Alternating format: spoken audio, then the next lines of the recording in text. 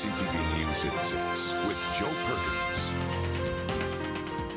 Good evening. Thank you for being here. Hope your Sunday's going well. We begin tonight on the water and in the tub.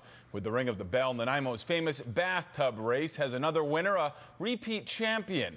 The grueling 58-kilometer race has been running for nearly half of a century, and many who set out to compete don't even make it to the finish line. But for one tubber, that wasn't an option, as his race was fueled by friendship. CTV's Jet Bassey has the story. The howitzer is ready. The start line barrels are in the water. The tubbers are unleashing havoc in the bay. And at the finish line, the bell waits to be rung. The howitzer fires and the racers speed away towards the finish line. The 36 boats fight for position, trying to get to the open waters. Defending champion Nathan Barlow leads the pack. The tubbers take the corner and disappear. At the finish line, people eagerly wait for the first tub. A boat heads towards the shore. It's tub 933. 2010 stock champion Clint Hine. He slips as he gets out of the boat, races towards the stage, his eyes set on the bell.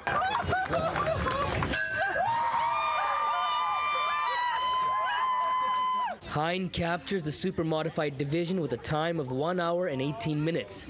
The champion looked exhausted and tried to hold back his tears. You know, a good friend of mine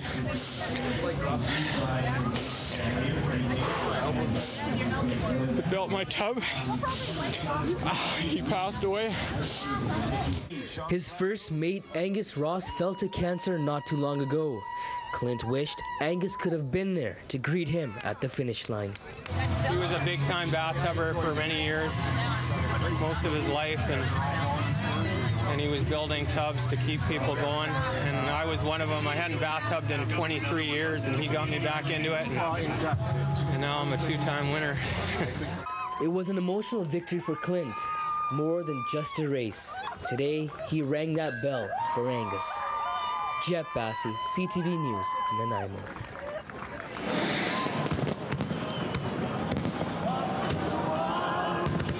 And the party was on last night. If you liked the 80s, you would have loved the fireworks show in Nanaimo. The theme, 1982. All songs from the same year. Quality Foods, the major sponsor, opened its doors. The fireworks show was put together with the help from 8 different manufacturers around the world, and the help seemed to pay off. The crowd, what a great reaction all the way back to the hotel, and then this morning at breakfast or whatever else, just a great reaction. Everyone was happy. Yeah, this is why we do it. This is fun for us, and it's a job, but it's also a lot of fun. That's why we do this. Survivor's Eye of the Tiger, Michael Jackson's Billie Jean, and John Mellencamp's Hurt So Good. Those were just a few of the songs played last night for the 80s theme show. Well, it was a scary moment for a group of 5 last night on board an old wooden vessel off the coast of Denman Island. The group was heading south from Comox when their vessel, an old commercial fishing boat, began sinking. One of the passengers in the group, which included 2 adults and 3 children, used a cell phone to call 911 just before 7 last night. A commercial towing boat was first to the scene to find the 5 people huddled on the stern of the boat. Members of the French Creek Coast Guard Auxiliary Station and volunteers from the Comox-based Royal Canadian Marine Search and Rescue Team also responded, including a rescue boat from BC Ferries. The boat was left where it was, and officials deployed environmental protection gear to soak up any leaking fuel. And 2 men aboard a 15-foot sailboat, you can see it in this photo, are recovering after their boat capsized east of Texada Island yesterday afternoon. It happened in the Malaspina Strait near Powell River when a large wave hit it, throwing both occupants into the water. The 2 men were in the water for about an hour and 15 minutes before a passing sailboat heard them whistle, spotted them, and called the Joint Rescue Coordination Center in Victoria.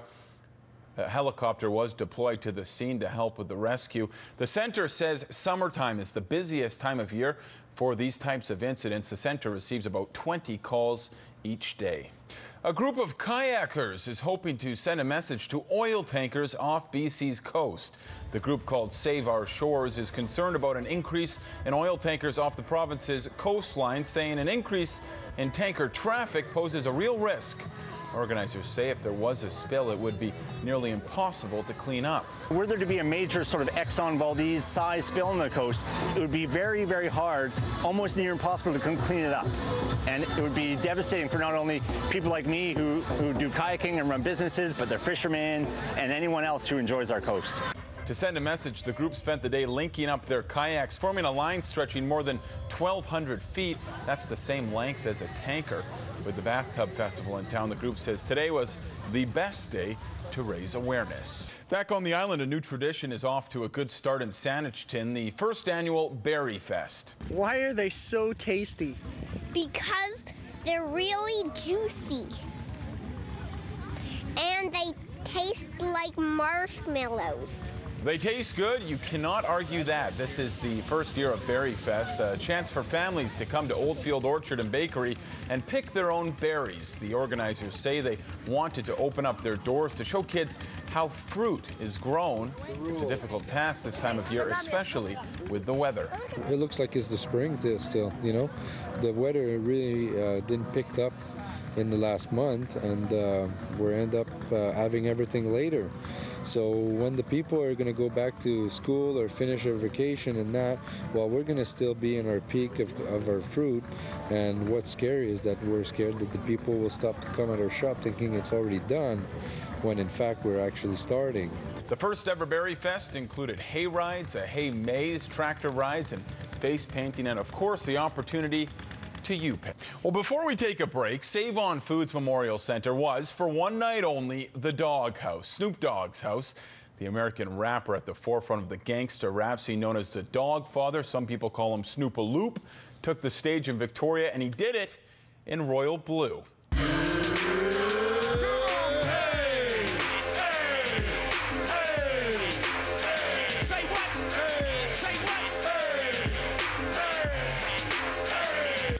Donning a Victoria Royals jersey, the crowd erupted when Snoop Dogg finally took the stage almost 45 minutes after his announced start time. Joining him, a couple of dancers and a DJ and a posse, 4 deep. The 50-minute set included all of Snoop Dogg's hits. Snoop Dogg was in Victoria in 2007 for a show as well. The concert is part of his latest tour. Tonight he performs in Seattle, and he also has stops in the next month in Toronto and Montreal. Welcome back. It's a story you've likely heard before. A student graduates from university equipped with 2 degrees, ready for the real world. But for a young Ontario man, the real world was missing one thing: a real job. So without work, Greg Montanet got to thinking about his friends and his country and all the spare time he had. And then, with the help of Canadian Tire, Greg got an idea: a road trip 2.0. You could call Greg Montanet your typical university graduate. Pretty much, call me whatever you want. 10 days ago, you might have called him bored. A man fresh out of university, looking for work, spending most days here on Facebook, trying to keep up on friendships. You know, you get the status updates, you know kind of where they are, but you don't really know what's happening. You haven't really had that contact. This is Jacqueline. She's my friend in Saskatoon. Friends that he once knew and wanted to meet again. So he came up with an idea, a plan to drive across the country and meet 300 of his Facebook friends. A modern-day road trip that Canadian Tire wanted to support. They packed up my car with everything from a barbecue to a tent, like the 60-second tent, the one that, amazing. And with a car full of Canadian Tire products, he set out. Departing 8 days ago from a small town in Ontario with a list of 300 friends and a very fluid map.